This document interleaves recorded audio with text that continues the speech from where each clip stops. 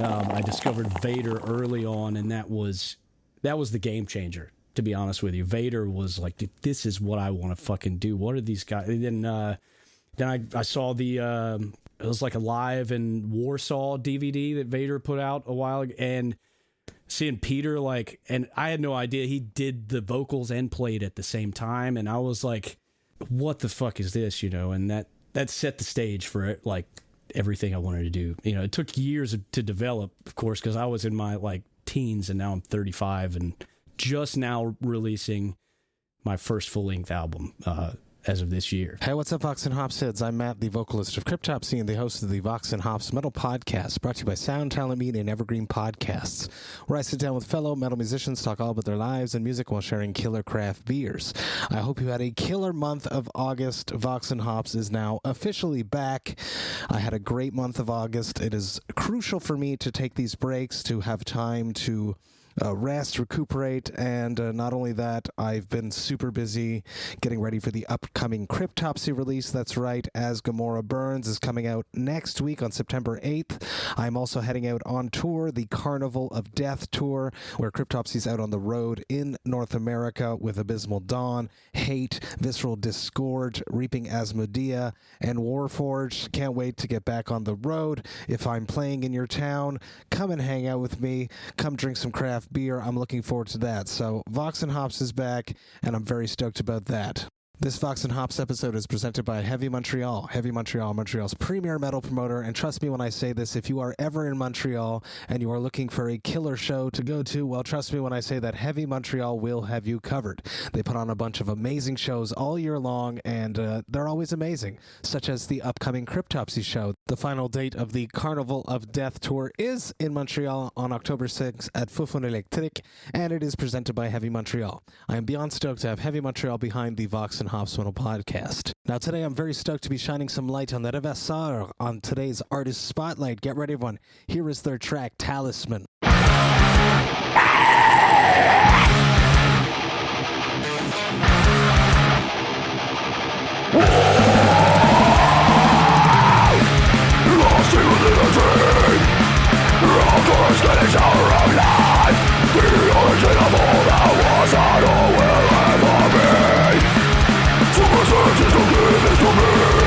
I swear my allegiance to the good, unto myself I come. All resources are true, but by the sands of time, all our scars will overrule. I struggle, I so fast, forbearing doubtless memory, not to run on, countries at dawn, anti-evil melon. I struggle, I so fast, forbearing doubtless memory, not to run on, countries at dawn, anti-evil melon.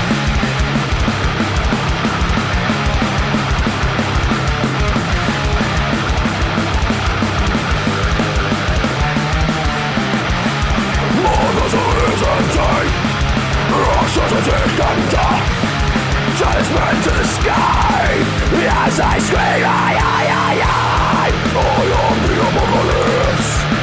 I am son of friends of the lost. I'll send the cigarettes with the chosen delegates.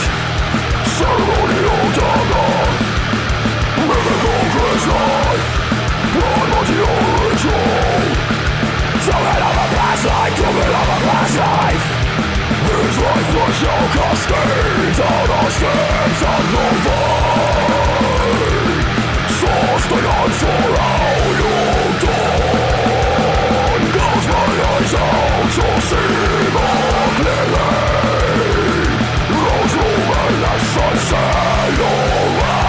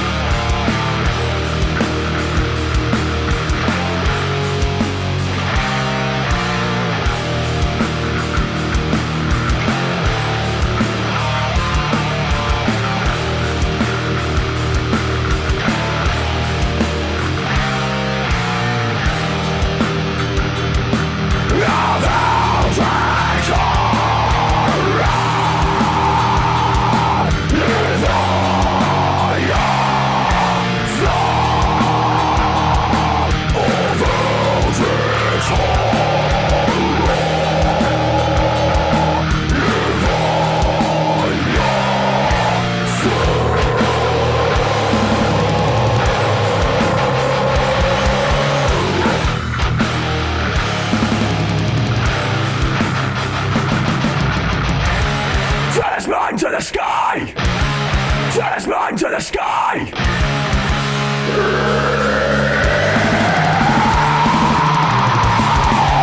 the full of the light.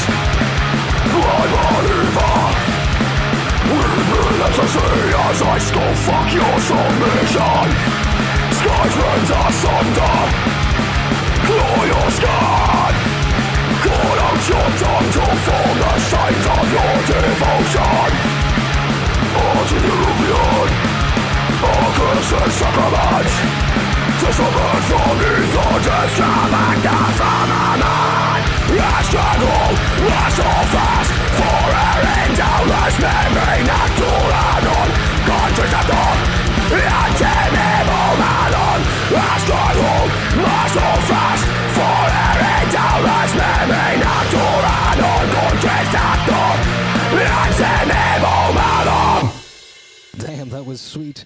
For those of you who did not get it, they are a death metal band that play a kind of Swedish style of metal a la vein of At the Gates and Dismember, but are heavily influenced by the modern In Flames sound. They are a band that is based out of Hanoi, Vietnam, but they also have members from New Zealand, Japan, and Taiwan, a truly international act. They actually have some shows coming up in Vietnam. They are supporting Strangulation for a Hanoi and Saigon mini tour on the 16th and 17th of September, and they are also supporting Wormrot in Hanoi on the 27th of September. If you enjoyed that Avasar's track Talisman, you should most definitely go and check them out. I've put the link to go and do so in the description of this podcast. Massive cheers to Liam and the rest of the Revasar crew for being a part of today's Artist Spotlight. Now, before we jump into today's episode, I'd just like to ask you to follow the Vox&Hops Metal Podcast on the podcast platform of your choice.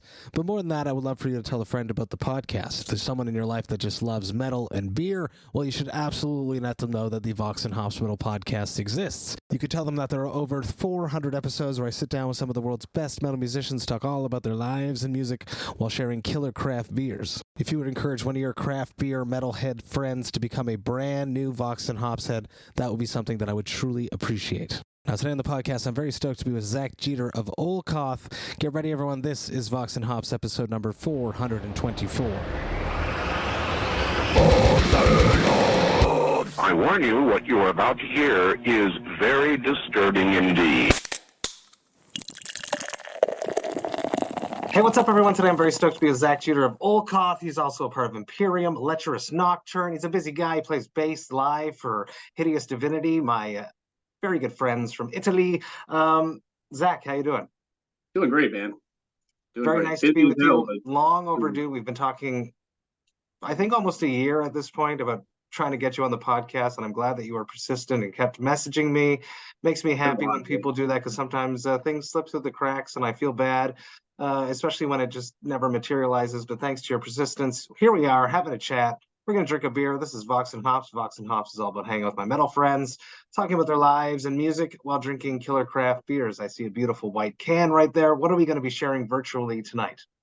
Oh, yeah. This is a local brewery called Steel Hands, and this is like my hot weather IPA. It's like a tropical IPA. Nice. Super light, super drinkable for an IPA, 6.8%. It's fantastic beer. I like that. Light at 6.8. I like the duality there. yeah. You know, light drinker, 6.8. It goes down smooth and it fucks you up good. This is a very cool beer. This is from BG Brasserie Urbaine. It was brewed as a part of the Vox&Hops Haze Wars, which took place back in May at Kanawaki Brewing. I pinned 6 breweries head to head to make their best mono hop IPA. Yakima Chief Hops. Shout out to Luc Beaulieu for hooking this up. Hooked up all the breweries involved with all the hops for free. HBC 586, which is an experimental hop. Everyone had to make a mono hop IPA. They decided to go for an oat cream IPA. They had fun. They put some lactose. It wasn't a part of the rules, but I didn't tell them not to put lactose in it. This is an oat cream IPA, 6.5% BG. I'm going to crack this, and as I crack it and pour it out, I would love to hear about your very first beer. Fuck, very first beer. Dude, it was probably something absolutely hated, like the worst kind of... I can tell you probably what my very first beer... Oh, what a beautiful pour. Fantastic. No, yeah, my first beer, fairly young, so it's like, you know how it goes. It's like whatever you can get your hands on at that point. And it was there's this shit around here called Milwaukee's Best. Oh yeah, And we had that. We had that up here in the '90s in used to call it the Montreal for sure. Milwaukee Beast because it's just like, it's absolutely hated, and it's not a great beer. But yeah, I think that was probably my first one. Not the classiest, but it was an entry point for sure. Well, cheers to entry points, just like extreme metal. You know, we got to start somewhere. You got to work your way towards a more acclimated palate towards Indeed. beer, and that's where I'm sitting right now with this this BG beer. I forgot to tell you the name. It's called Gruau Fatal, and the label art is done by an amazing artist called Romain Lassar from Quebec City, from Montreal, I think, and he just makes Beautiful just label art. super cool, unique Really stuff for bad. BG all the time. It's like a huge part of the identity. Cheers to you. Cheers. Super smooth, creamy, killer. Get it, people. There are probably not that many left, actually, by the time this episode comes out, but so damn good. Talk to me about the evolution of your craft beer palate. Obviously, now you're a craft beer enthusiast, drinking your 6.7%, very smooth IPA right there, your hot weather IPA. Talk to me about the evolution of your craft beer palate. Well, even craft beer didn't come along until a lot later for me. I don't know. It maybe about 10 years ago or something like that. I was introduced to some, and even then it was a gradual transition. It was probably only been like the last 5 years that I've really been into like good craft beer. Because there's been, especially around here, there's been kind of an explosion of more breweries. Yeah. Breweries are growing. I mean, even in my hometown, it's a very small town. We've got a brewery moving in. There's a really cool place right down the road. Probably when it opened up it was just probably about that time. It was a long time ago. But I still go there all the time. It's a little place called the Lancero Lounge, and it's like a cigar lounge, beer parlor. It's super chill, really nice place. And the guy Casey, shout out to Casey if he's listening. He's a beer connoisseur. He knows everything there is to know about beer, and he always has the best recommendations. And I think it kind of started there. And gradually then, of course, I took off on my own, found different tastes and things like that. I'm kind of I went from a stage being an IPA guy, which I still enjoy, but lately, just not right now, because it's real heavy. I've been into porters. It's hot for a porter, yeah. It is very hot for a porter, but on the right night, I love a good porter. There's a guy I was just talking about, Casey. He turned me onto this import porter. It's called the Baltic Porter. I just tried it the other night. It wasn't a hurry. It was phenomenal. It's almost not a porter. It's so good. It's very drinkable. Not as heavy as your usual porter. Absolutely, Baltic porters will tend to be around 6 to 8%, as opposed to like a huge stout that hits up in the 8 to 10s, let's say. Yeah, big, thick, syrupy stout. But although I do love those every now and then, but not on an afternoon like today. It was hot as fuck, just ridiculously hot today. So it's crazy. It's more beer, people, because it's getting hot as hell everywhere. More crushable beer, so we can stay hydrated while still having fun. Classic Vox and Hops question: the soundtrack of your youth. I would love to hear about what was playing in your parents' or guardians' house when you were not in control of the radio. What did your parents or guardians listen to? Oh, well, early on, I was I started playing guitar at like 6 years old. So seven was when I got my first guitar. But my dad, of course, my dad had an old, super nice acoustic Ovation that I still have. It's like a 1987 Ovation guitar. It's super nice. But I've got really early memories of playing that guitar. But my dad had a classic rock thing. We were always listening to the classic rock station. Like Led Zeppelin was huge for me growing up, like hugely influential. To the point where I listen to him so much, it's virtually impossible to listen to Led Zeppelin anymore. It's burned into my head. I can just close my eyes and listen to a Led Zeppelin song. But all the classic rock stuff, like Boston, was a huge fan of Boston. like weird out, like Electric Light Orchestra and stuff like that. Kind of like classic rock stuff is where I guess I kind of started. I didn't really have a whole lot of metal in the household, and even then, there wasn't even a lot of classic rock. I actually grew up in like a fairly like religious Christian household, so there wasn't for a long time there wasn't a whole lot of stuff like that. I mean, I was introduced fairly early on to some metal, like Megadeth. I remember Megadeth being a pretty early one, that just game changer. Like what the fuck am I listening to? And then gradually from there, I had an aunt that had a pretty broad musical taste, and she was closer to my sister, almost like a sister. And she would have like 90s stuff like Stone Temple Pilots and Alice in Chains and shit like that. And but that was kind of the gist of, I guess, the childhood musical stuff. So weird amalgamation of, praise and worship music and classic rock and Alice in Chains. It's cool that your dad was open enough to be a classic rock fan while still being very Christian. Totally. Yeah, my dad, I mean, although we our viewpoints in a lot of ways are definitely a bit on the different side. I mean, my parents are amazing people. They're still super supportive, and just phenomenal family. Great to my kids and everything. I was blessed with a really awesome family for sure. Regardless of the religious stuff, I still had enough exposure to the right kinds of music to put me on the path that I'm on now, I guess. So I can't complain. 6 years old, you pick up a guitar, you have all these memories at 7 and 8 of playing guitar. What would be like that first song that you mastered? The first song that I mastered, oddly enough, it wasn't like one of the rock songs because, even though I started playing guitar, I mean, it's still rock, but it was more like one of the acoustic songs because I started playing on an acoustic, and I played the acoustic all the way until I was like 16, 17 years old is when I got my first electric guitar.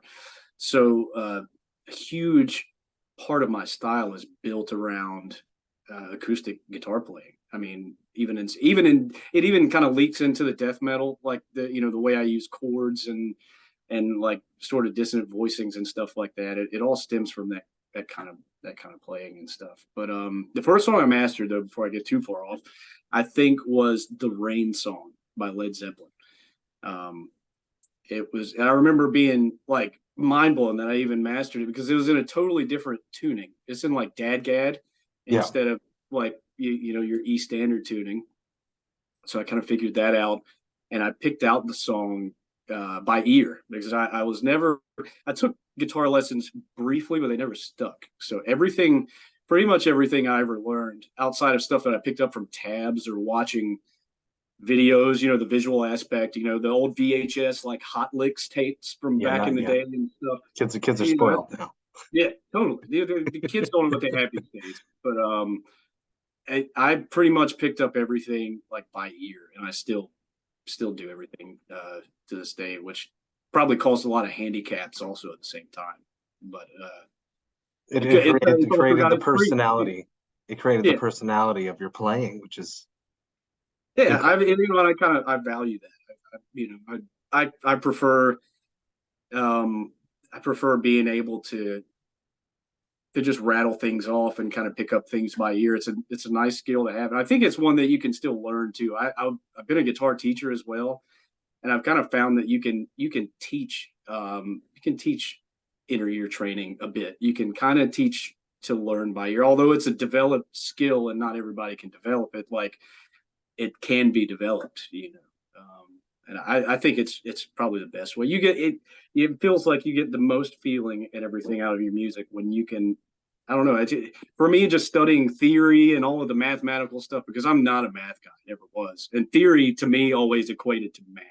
So I was like, yeah, fuck that. I just want to pick this up and like fuck around until something cool comes out. And that's the basic style. being a guitar teacher, having young children of your own, learning music at such a young age yourself, is it something that your children have been drawn to? Is it an interest that you've seen? Is it a genetic thing? Is it an exposure thing? I know that my kids are extremely interested in music. How about yourself?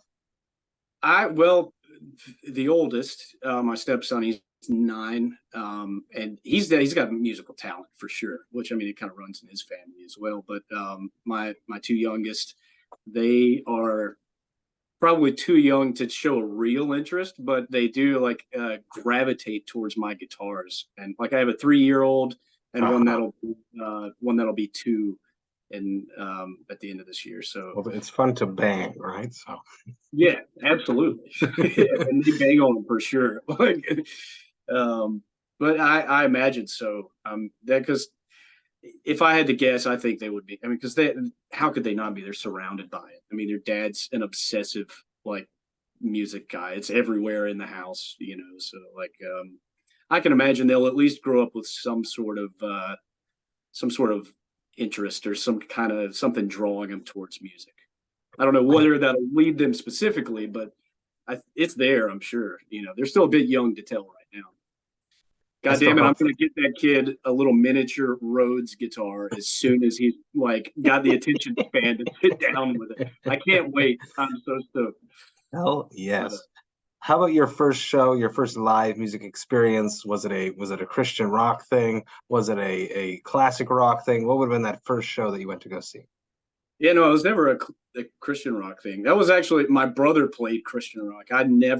I skipped that totally. I guess I was like the black sheep of the family that wanted nothing to do with that stuff. Right over the creed, yeah. Yeah, no thanks on all that. But my first show, I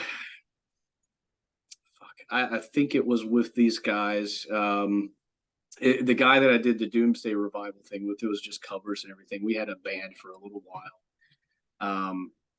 And we played some shows. And I think that was my first live experience. It wasn't quite my style now. It was more like, because I live in the South, and these guys, you know, there's a lot of Southern metal around here. You know, it's a big thing. So Southern Doom metal, Doom sludge, whatever, stoner Southern, it goes on for days. But these guys played that kind of stuff, and I was young in my early 20s, and had the curse of never being able to find anybody to jam with. So I was like, yeah, sure, why not?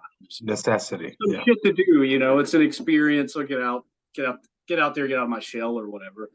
And it was cool, you know, especially for the time. They were great guys, fun to play with. And I think the show itself was at some little place in North Carolina. I can't even remember the name of the place. It was called The Money or something like that. Just some, you know, kind of backwoods venue type place. I hope you guys made the money. Yeah, not at all. No. I figured not. I think the money made the money. Like they closed down not long after that. I do find it interesting that you started playing so young, and then you finally play your first show 13, 14, 15 years later. That must have been frustrating.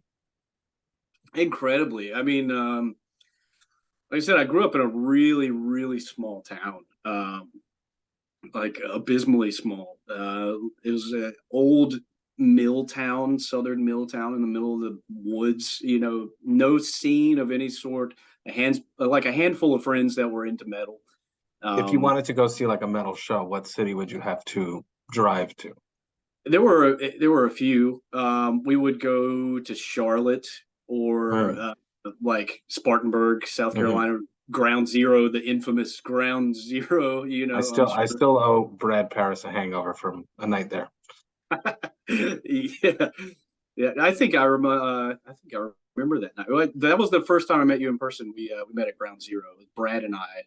Was Brad was bartending Belphegor? Yeah, that was it. I believe that was it. Those are hazy days though, so I can't recall. If you came on the bus, we had a fun time. Oh yeah, we did. It was for sure. I definitely left with a hangover that day. That's for sure. Yeah. I interviewed Brad after that, and I told him that I owed him a hangover. Yeah. Yeah. Yeah. Well, I'll get it back for you, maybe. I don't know. So very small city. You had to be patient to find like-minded musicians to practice with, to jam with. What were you doing in the meantime? You had to sort of, and I don't mean any shade towards Doomsday Revival, you had to sort of like settle to jam with them because you were so hungry to jam. What were you doing, honing your craft? Were you writing songs already before you even started any of the more extreme projects? Yeah, well, I was writing all the time. And that band, actually, funny enough, I'll even let it go. Why the fuck not? But since we're here, Whiskey Hill, the one band you were just talking about, it was just the studio thing where we recorded covers. The band that I played in was called Whiskey Hell Child. Yeah, right. How badass is that? But yeah, it was kind of like you said, there's nothing else, so it's like you have to get the experience somewhere. So and these were super cool guys. The guy that invited me to play with him, he was I met him because he was my tattoo artist. He did my tattoo work, and he's super nice. And I picked up a guitar in his shop. He's like, "Dude, do you fucking play with anybody?" And then I was like, "I wish." Then he invited me to come over, but on my own, I basically would just sit and because I didn't have much of a social life back then. I didn't really come out of my shell and probably till my mid-20s. I was a very like kind of just to myself, like shy, kind of a nerd, like out of shape the early point of my life. I didn't, I got into fitness eventually, but yeah, and I didn't get out much or anything. I had a handful of friends and I kind of just sat. And if I would just listen to music and study music. And I found through doing that and through a few of my friends, another of my good friends from the same town that I grew up in. He was a bit older than I was, so he had some musical knowledge that I hadn't been exposed to, especially since he had constant internet. My family wasn't always like cool with the internet. They were, my dad's like, "No, fuck that shit. You're no porn in my house." So of course there's it was even more difficult for me to discover anything on my own. Absolutely.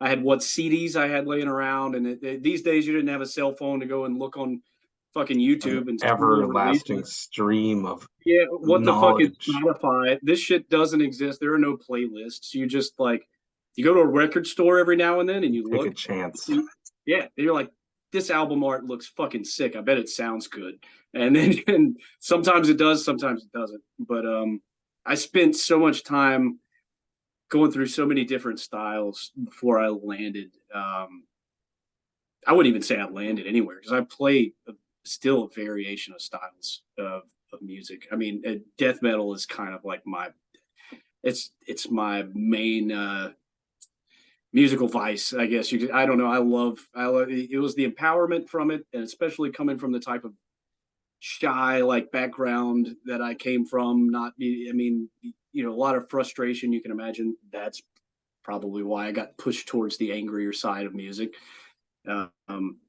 which I'm super happy these days, but I still play really angry music. And so I'm making therapeutic. That's why it's amazing. Therapeutic.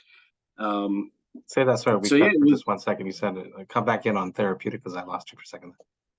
Oh yeah, no, yeah, that's all. It's just super therapeutic playing the death metal. And I did, like I said, my friend from the same town that I grew up in, thankfully, had a bit more musical knowledge than I did. So I got thanks to this guy, I was introduced to Candlemass and a few other. He was into doom and stuff, but also a few death metal bands like Vader. Yes. I discovered Vader early on, and that was the game changer. To be honest with you, Vader was like, this is what I want to fucking do. What are these guys? And then I saw it was like a live in Warsaw DVD that Vader put out a while ago, and seeing Peter and I had no idea he did the vocals and played at the same time, and I was like, what the fuck is this? And that set the stage for it, everything I wanted to do. It took years to develop, of course, because I was in my teens and now I'm 35 and just now releasing my first full-length album as of this year. So you had to ferment, if we're going back to the beer. Yeah. Tons. Well, You were fermenting. You needed to sit around for a bit. Was that I was going to ask about discovering your voice, doing vocals and guitar? Did it really stem back to that Vader DVD? Is that what did you always want to do harsh vocals and play guitar? Or was it out of necessity? A lot of guitarists, vocalists I've spoken to over the past times in the podcast, it's been a necessity. They couldn't find a singer, or did it really stem from that Vader DVD? It's a bit of both. At the time, I didn't even think of really doing, but it was more about the guitar playing and the music itself, because even at the time it blew my mind. I didn't even know what the techniques he was doing on the guitar. Like death metal was still a new thing to me. Like I didn't tremolo pick. I didn't do there's so many things like in death metal that were, to me that are like so common now that I do all the time.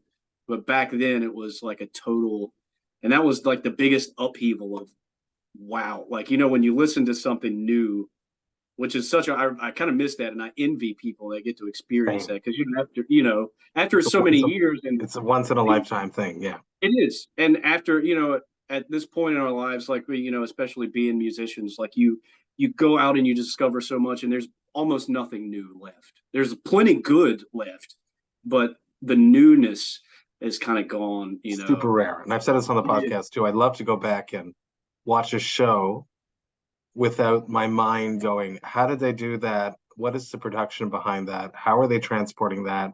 Oh, look, that's connected there. Oh, like I can't stop myself from doing that. I would love to go back and just watch a show or listen to music and just experience it. It's so hard for us as artists.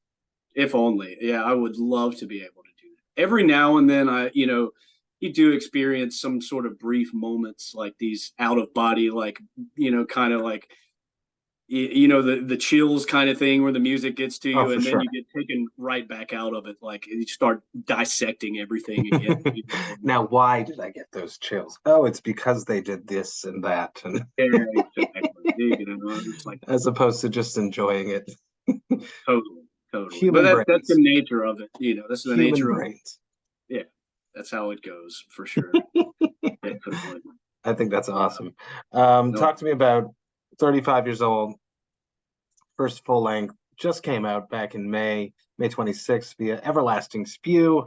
Giorgio and Tito, love you guys. At the Eye of Chaos, Olkoth's first full length.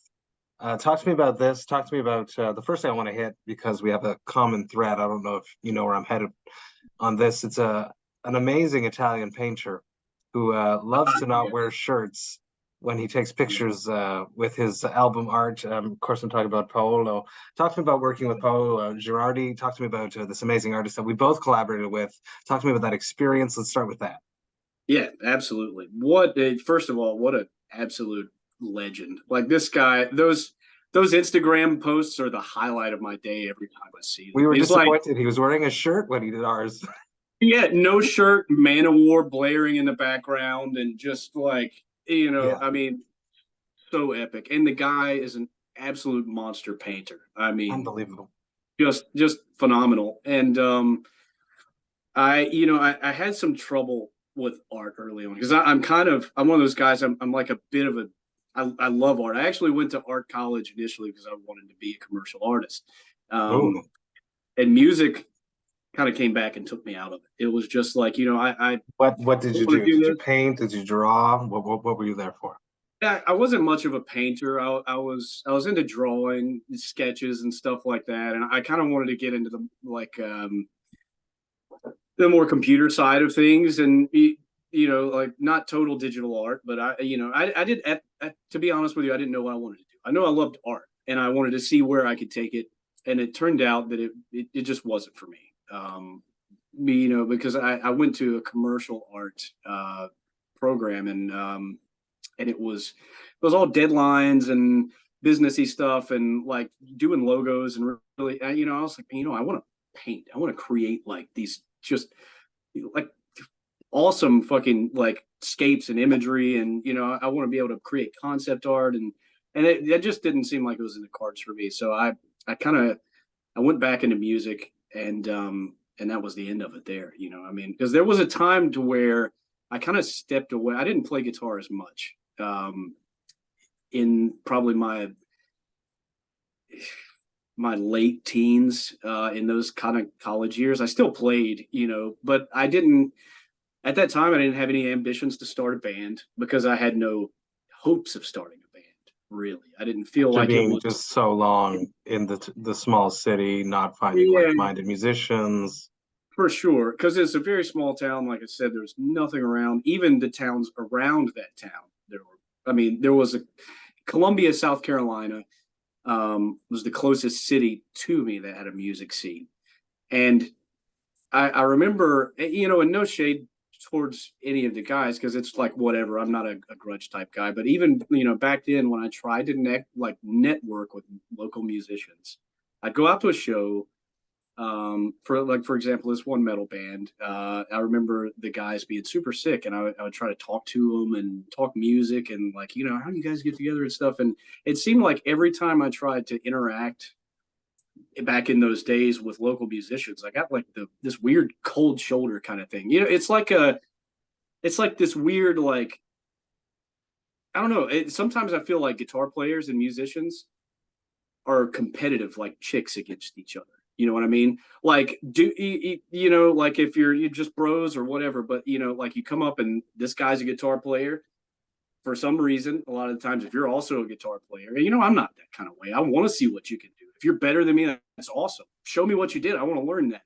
That's how you get better. But it was always this sort of competitive, no, fuck you, man, kind of attitude, and it That's like a really old school mentality where it was like protecting the knowledge. I think it's like pre-internet, hypothetically, too. Yeah, these are my skills and you won't be able to get them. These are my connections. Whereas nowadays, a lot of bands just help each other. Just, I got this great, there's this new merch company. So cool. You should have, here's their contact. Let me make an intro. And this is stuff that I've been doing for years now with the podcast. And that stuff's amazing. And that's what we need more of. And that, that's why things are going so much better these days, because I have made a great network of friends. I think it's like this whole new mentality of connectivity. It's great. But you know what? Oddly enough, and I hadn't been to a show around here in a long time. And just recently I went to one just for the hell of it, because I had some friends going. And I went just to kind of, and there were some of those same old guys, funny enough, still just playing the local circuit that I remembered. And I went up to one of them and said, "Hey man, it's been a long time." And he's like, he blew me off and walked away. So I was like, if you're listening, guy, you know what you can do, right? You can fuck up. Yeah, totally. Yeah. And that's super cool, because and with attitudes like that, I feel like that's why, if a band ends up just staying in a local circuit, that's why. Because it's beyond the technicality and the proficiency of the musician. It's their attitude and their vibe. Exactly. I totally believe that. And I'm all about, because I didn't have that, especially growing up, I'm all about helping fellow musicians and trying to get, especially younger generations. Us as older musicians, we should be catering and welcoming and ushering in the next generation of extreme musicians. Yeah, we should be fostering that and 100%. I mean, because that will be, I mean, regardless of whether we do or not, that is the next generation. So exactly, why not better to impart a little bit to improve it that much more, as opposed to holding on to some kind of greedy, my connections, it's mine, it's my precious. It's and thinking with your own chip instead of it's definitely, I think it is a dying mentality, though, for sure. I've met a lot of great people, scattered all about. I mean, definitely scattered is the key word here, because I've got more friends in Italy than I do in my own local music scene, which is still just a handful of friends. So that's, if that tells you something. Sometimes you really do have to reach really far out there.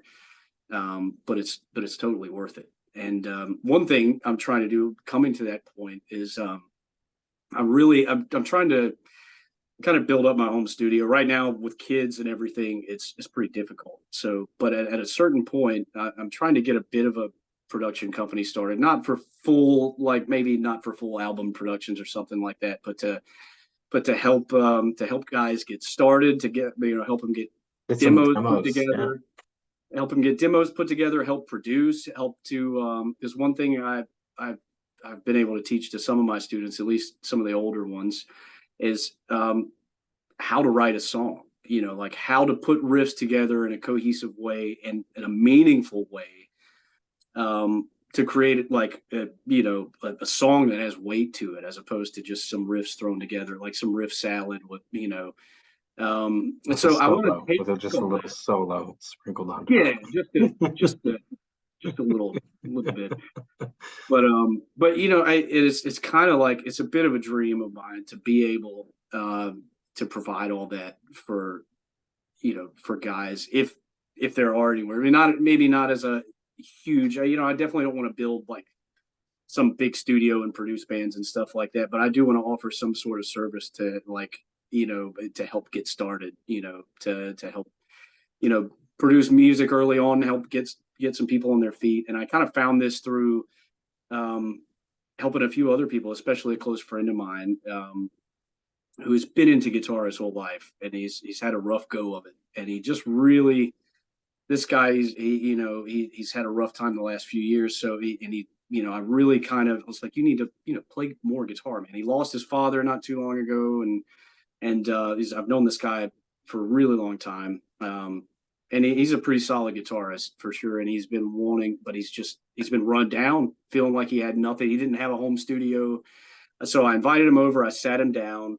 He showed me some riffs, recorded them all eventually, or individually, kind of put them together in a cohesive way, worked with them, programmed drums for him and stuff like that, and helped produce a little demo just for the hell of it. I mean, this wasn't like a paid service or anything. It was a friend of mine. And I sat there and I did that.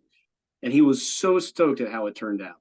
To hear like his doubled up guitars, like sounding nice and beefy, like mixed and everything with some killer programmed like drums. Because let's be honest, programmed drums sound amazing for writing. It's the best tool for writing music ever for me. Like, I love real drums. I'll never write an album with programmed drums, but I'm to any future drummers I may work with, I'm sorry, but writing with Easy Drummer is so much better than writing with a real drummer. Maybe I haven't met the right drummer. We just got this new guy from Lecherous Nocturne who is going to come to Europe on our European tour with us. Nice. And he's absolutely sick. So I'm really looking forward to that. Great guy, great drummer. But yeah, the drummers, it's hit or miss. And especially if you just want to sit there and create, it's like, man, just being able to program drums on the fly, it's fucking awesome. But that's a totally different thing anyway. But yeah, so that's amazing that you did that to for your friend, though. The power, healing power of music. Because a lot of people have tons of riffs, tons of ideas, and they never go anywhere.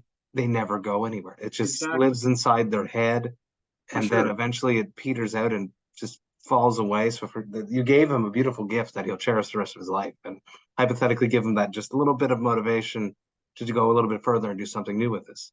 For sure. And that's just the ability to do that for someone is a great feeling. As far as, especially coming from someone who loves music as much as I do. It's a huge part of my life. There's my family, and then there's music right underneath it. Like, it's I mean, of course family's always going to come first, but like, music is almost a religion. It's like I can't live without it. I need it every day. It needs to be a part of my life in multiple ways, and to be able to impart that to someone else and give them a window of opportunity to show them that they can take something from their mind and put it down, hear it in its full form, and get to experience that satisfaction of hearing something come together, that they had been envisioning all this time. It's like, I would love to be able to do that more. So that's another. That's good. It's important for the scene, and you're going to foster the scene. People are just going to like flock to you once this is available. So I hope that you do this soon, that your kids give you the time and space and the financial means opens up to make this a reality. I think it's very, very cool. Back to Paolo being an artist, you were mentioning that you were an artist, which is why you have a hard time with art. So why, Paolo? Talk to me about this decision of going with him for the cover art for the album. Totally. For one, I was really struggling with art because it being sort of an art snob, it's like, you have this sort of vision for like, you as you're playing your music, and this goes when you're writing your music, you have a sort of imagery, sort of colors and ideas, nothing concrete, but you have kind of an idea, and when you see something, if it's going to work or not. And there were, I myself and a bass player, Alex, have commissioned a few pieces that we have for the album art. Yeah, well, one for the album art that we didn't use. It ended up, as great as it was, as far as the music goes, because our music has a bit more of a, let's say it would have fit more of like a one of the more tech deathy bands, a little bit more sterile. Our stuff is a bit more raw on the old school death metal side. So I got to thinking, I was like, I want a painter. I want this to be a hand painted, real. Yeah. I wanted it to feel real. And after some searching, Everlasting Spew had a few other things done by Paolo. And I went and I dug through his work, and I was like, this guy's crazy. Like, he's actually crazy and really fucking good painter as well. But he's such a cool guy. I've talked to him like periodically here and there. He sends me random messages and stuff. He's super nice. He's probably going to come hang out with us when we go to Rome after the tour. We have like a day off after the last show. Perfect. We're going to hang in Rome with the Hideous Divinity guys, and Paolo said he might come by. And so that's going to be awesome. We got to have a beer with him and talk and stuff. But his art just had the vibe that I was looking for. I'm really into like darker, lowbrow sort of dark fantasy art and stuff like that. A bit of on the surrealist side as well. Mm-hmm. And Paolo just had that in spades. Like he's just got this great style. Is such dark. A pro. Such a pro. Just so total quick. Pro.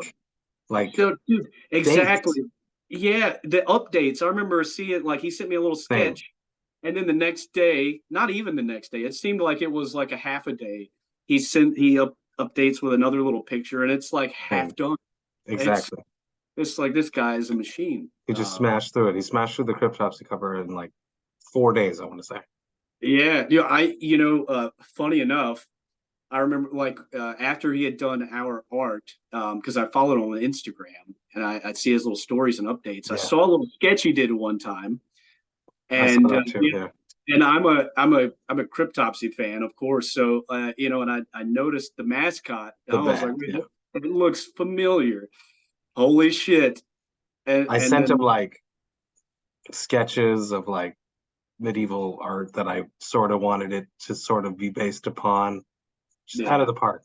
No, there's no second try. It's just there's no edits. It's exactly what he did. It's amazing. Yeah, it's phenomenal. And I did give him a bit of a guideline, but not really. I mean, I kind of told him colors and the vibe and the whole vibe of the album. But in the end, what I did, and he really appreciated this, and I can imagine why too, especially coming from someone who used to be an artist. I told him, I was like, this is kind of what we're looking for, but I'm going to here's the whole album. If you want to listen to it, I would love to just see, when you listen to this album, based on kind of just the little tiny details I gave you, what you come up with. I just want to hear your visual interpretation, or I want to see your visual interpretation of what you hear on this album. And just, you have total freedom, just no like purple or anything like that. It's got to fit the vibe. Yeah. Evil colors, bro, but it's still, but he nailed it. He completely nailed it. And he was super thankful too. He was like, it makes such a difference when you have freedom, with creative freedom as an artist, because it's so much more inspiring. He was like, some guys come in here with a laundry list of just like, I want this in the corner here and this guy doing this and this fucking little thing. And it's got to be irritating when you're painting and you're just like, oh, whatever, that's what he wants, But I think there's some truth to just giving them the basic kind of this, but let them go with it, and you're going to get the best possible result, He killed it. He killed it for you guys. He kills it for everyone. Talk to me about Hideous Divinity, filling in on bass. Is it a fill-in thing? Is it like you're a member of the band? Is it just a live thing? I had the pleasure of touring with them in 2019 in hell over North America with aborted headlining Cryptopsy, Benighted, and Hideous Divinity. They were awesome. And then I hung out with Enrico when he came through on another tour in Montreal. I can't remember which tour. Hypothetically Abysmal Dawn, which is funny because I'm going out on tour with them in September. Talk to me about being in Hideous Divinity. Yeah, it was kind of a random thing. Since been friends with Tito for a while, and he introduced me to Hideous Divinity. Years ago. Tito rules. He manoges. He's always got the best. He's got the best music recommendations a lot of time. He's just, this guy's all over the place. Tito's awesome. But his management is phenomenal. He just does great. He's great at what he does. He loves music. He truly cares about the artists. It's just the kind of guy that you want on your side. Yeah. Totally. And he hit me up one day and asked if, just straight up, if I'd be interested in filling in on bass for Hideous Divinity, because they were going to need a guy. Was that for the Hypocrisy tour? That was exactly the first time I played with them. So I thought about it, and I was like, well, I'm not really a bass player, No.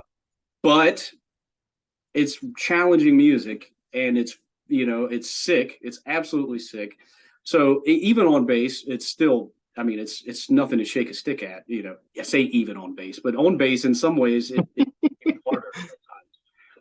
Like for example, Hideous Divinity, they've got some crazy tracks. One of the tracks in particular, which I actually really enjoyed about it, is it kind of singles out the bass. It's this track called Chest Burst. And there are these pauses, and you hear nothing but bass. So it's like, well, I've got to be perfect, on point. I've got to be fucking on point to be able to nail these bass tracks, and I did. But it was a great experience, and not only that, the guys are just like some of the nicest guys I've met in the entire music industry ever. Like, in both Enrico's, because you've got Enrico the singer and Enrico the guitar player. That is true. And they're all phenomenal. Julio, the drummer, is an absolute beast. Sweetheart. And a phenomenal guy, super sweet dude. Unfortunately, I wasn't able to meet the bass player, but he also seems like a ridiculously nice guy who also plays with Aborted, and he's just sick bass player. Stefano, he's the best. Yeah, Stefano is incredible bass player. So it was big shoes to fill, so I thought about it. And, what? Fuck yeah. I haven't toured since 2019 before COVID. It's like, I want to get back out, dust off the cobwebs before, Olkoth is fit. Because at that point, the album wasn't out yet. We were still planning things. It was the thing. A lot of stuff with Olkoth was still kind of up in the air. We were working some things out. And so I said, of course, and I went and did it. I'm so glad I did, because like I said, those guys are amazing. It opened up some pretty great opportunities as well. Because I'm pretty sure, thanks to doing that, it probably got the opportunity to go and tour with Evangelic to do the European tour. Exactly. Who also seem like super nice guys. Mario from Evangelic, he's super nice. They're also like great guys, and I'm really looking forward to getting up with those guys. We've got a 10-day run across Europe, little short run, but still like super stoked for it. It'll be my first time playing live over there, so I'm really stoked. When is that? That's September the 1st is when the first show kicks off. It starts in Switzerland and goes around and then ends off in back in Italy, I believe, after going around a bit. There's a pretty all the dates and everything are up now. A few of the events are already listed, so I mean it's that's going. It's happening. That's exciting. It is. It's exciting. At first, it was like, how are we gonna fucking pull this off? We don't even, we don't have a live drummer. Or the drummer that recorded on the album would be Krzysztof Klingbein. I guess I'm pronouncing that right. The Polish fellow who is absolutely insane on drums. He's like a young George Colias or something. He's just nasty. And he completely killed it on the album. So it set a big bar for a drummer to play that shit with us live. But thankfully, the drummer of Lecherous Nocturne, he lives just a few hours away. So I'm able to go and rehearse with him. It's a super nice guy. I just joined that band as vocalist not long ago as well. So it just it was all serendipitous. It worked out, and he was down just like that. I was expecting him to be like, I don't know, man. And I was like, man, you want to go on a European tour? And he was like, yep, let's do it. Yes, and, of course. Yes. Yeah. And within all this is like taking chances. Everything I'm hearing is like, you got to take a chance. You took a chance. So many chances. Going out of your comfort zone to play bass for Hideous Divinity, filling in Stefano's shoes. He's a very, very, very good well bassist. Accomplished bass player. He's a monster. Very good. This drummer from Lecherous Nocturne coming in, filling in these big shoes, smashing it, now going to Europe to perform. It's amazing. Take chances, people. You never know what's going to happen from one decision to the next. So sometimes there's you can take bad decisions, but you'll learn a lot from that too. But taking chances, if you don't take chances, you'll never see what that deviated path in your life will lead. Definitely. Where the deviated path will lead.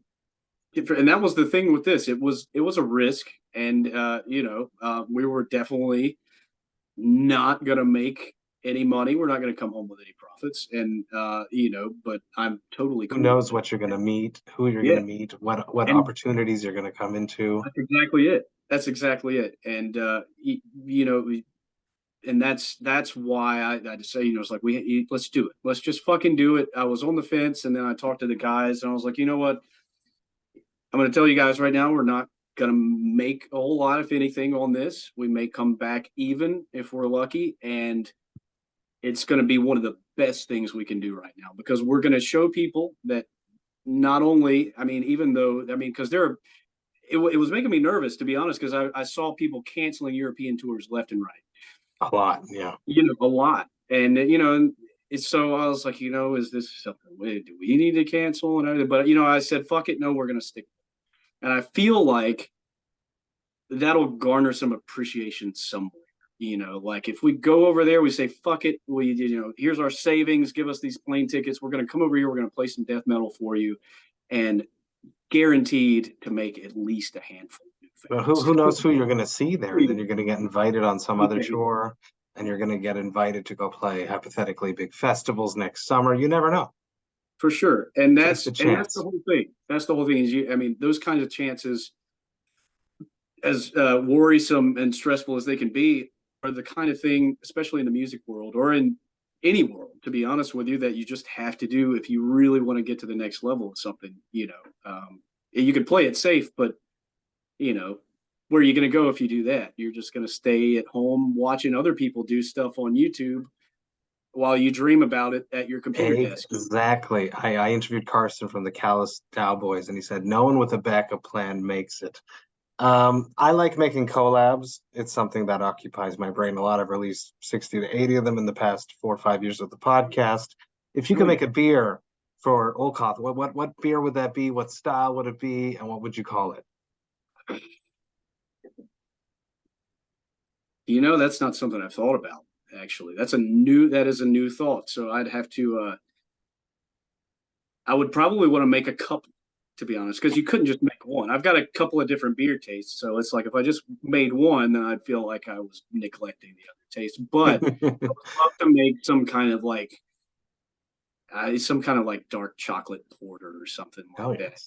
Really badass dark chocolate porter. And I have no idea what I'd call it. It'd probably be I don't know. Eye of Chaos. It sounds like a good dark porter. I don't know. Yeah, that's not too bad. That's not too bad. I could think of maybe a few other ones. It'd probably be like just song title names or something. Some kind of like. Actually, I guess IPA of Chaos would be better. Yeah, but IPA of Chaos. At the IPA of Chaos. There you go. That's awesome. I have one last question. Classic Vox and Hops wrap-up question. It probably doesn't happen to you very often because you got little kids and you probably don't party like I do. But every once in a while, it happens to everyone. What is your hangover cure? Fuck. My hangover cure? Well, for one, you got to drink another beer. That's the only way. I mean, that a lot of the time, it depends on how bad, sometimes the older I get, the older anyone gets, the hangovers get worse, of course, Yeah, so brutal. And like you said, I don't get the time as much these days, but like if I've got another one laying around, like sip on another beer, just like one or whatever, like whatever the old saying is, like a little that hair of the dog that bit you or whatever. One and done, though, from experience. You got to do one and done, because if not, it just transfers it to the next day and it's worse. Yeah. And then it doubles up, and it's like brutal. Twice the hangover. Yeah, so you get, I've heard like BLTs and like greasy food and shit work, but that sounds. Yeah, I mean, it works because it makes you more dehydrated because of the salt. So your body naturally wants to drink more water, but greasy food stops it up a little bit. I've heard that before. Yeah. Yeah, but these days I tend to just try to play it a bit more safe. Prevention is the only way. It's the only smart, realistic, actual. Absolutely. It's not a cure. It's a preventative tactic. Absolutely. And that the good thing about it is it's like the kids that keep you in line, right? Because you experience it early on, and there were a few times where I was like, no, I'm still gonna, my kids are asleep. I'm gonna stay up late, have a few drinks, too many. Then your kids are up at 6:30 a.m. and you're hungover, like out of your mind, and they're like wanting breakfast, and you're like trying to do everything and stuff. And then you learn very fast, like not to do that again. Yeah, they didn't have the beers you did. They deserve a fully bright, spring-filled father. Absolutely, yeah. Breakfast on the table, like ready to go with a smile. Absolutely. Zach, thank you so much for taking the time, hanging out with me, talking about life, music, craft beer. Go check it out, people, at the Eye of Chaos. Olkoth's newest record came out back in May. Check it out. They're going on tour early September in Europe. There'll be more stuff coming up, I'm sure of that. Zach, thank you so much. This was awesome. Massive cheers. Thanks, Matt. Take care. Cheers. Hey, thank you all so much for listening right to the end. You know that I love and appreciate that. Man, this was an awesome conversation. Long overdue. Zach had reached out to me a long time ago to try to get on the podcast, and it just never lined up. I'm super stoked that I did. This was a great conversation. I love that he just never gave up, that he just kept composing until he found the right like-minded people to compose and finally release his first full-length album at the age of 35. I think that's really awesome. A lot of people would give up, but Zach did not do that, and I think that's amazing. And Olkoth is a killer band, and you should most definitely go check it out if you have not yet. I hope that their tour that they're embarking on right now as this episode drops, I hope that it's a huge success, and I hope it was worth all the chances that they took to get there. Massive cheers, Zach. I can't wait to hang out with you again. Now, if you enjoyed this Vox and Hops episode, you should sign up to the Vox&Hops podcast mailing list. You can do that on my website, voxandhops.com. That's VOXANDHOPS.com. When you do that, you shall receive one email a week that will contain all of the details of everything that has happened in the world of the Vox and Hops podcast. You get to see which episodes I have coming up. You will get to see which episodes I dropped recently. You will also get to hear about any projects I have in the works before I announce them to the public. You will also get to see what's up in the world of Cryptopsy, which there is a lot of stuff going on right now. So all of that is up to date all the time. You'll get to see which albums the Vox and Hops album review crew have reviewed recently, and you will get to see which albums Jerry Monk, Vox and Hops' metal architect, has added to the Brutal Awakenings playlist, the best playlist out there, packed with all of the newest, freshest, most extreme music. Jerry is just a beast at selecting these tracks, and trust me, if you are ever looking for any new music to listen to, the Brutal Awakenings playlist will have you covered. There is always a lot of stuff going on in the world of the Vox and Hops podcast, and I hate when you miss miss a single thing. So please do me a favor and sign up to the mailing list. The Vox&Hops Metal Podcast is brought to you by Sound Talent Media and Evergreen Podcasts. I hope you have a killer rest of the week. I will be back next Tuesday with a very special episode where I sit down with all of the members of Cryptopsy to discuss our brand new record that's dropping, As Gomorrah Burns. It's a killer episode. But until then, I hope you all remember to enjoy life, metal, and craft beer. Cheers, Vox&Hops heads.